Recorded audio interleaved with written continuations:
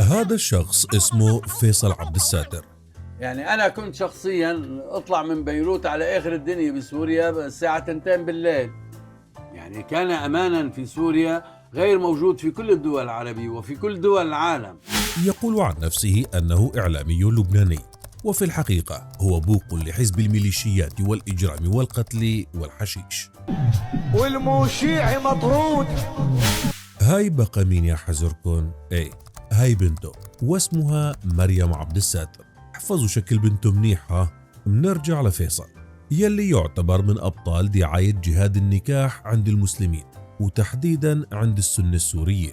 خلينا نقول انه كان ضمن كم واحد ممن نشروا هذه الدعايات بالتعاون مع قناة الميادين يلي مديرها بوق آخر ويلي هو غسان بن جدو.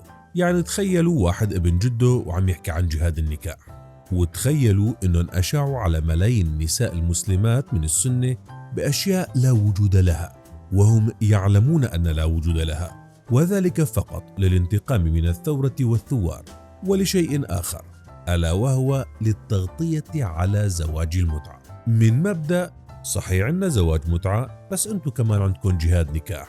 هلق منرجع لعند بنته مريم عبد الساتر، وهي تيك توكر تعشق كل ما هو عراقي كما تقول.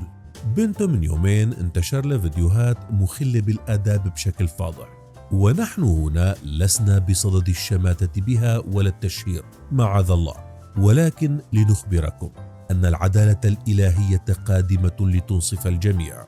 ويا ريت يا فيصل هالفضيحة تعلمك تقعد بالبيت وتريحنا من نتنك.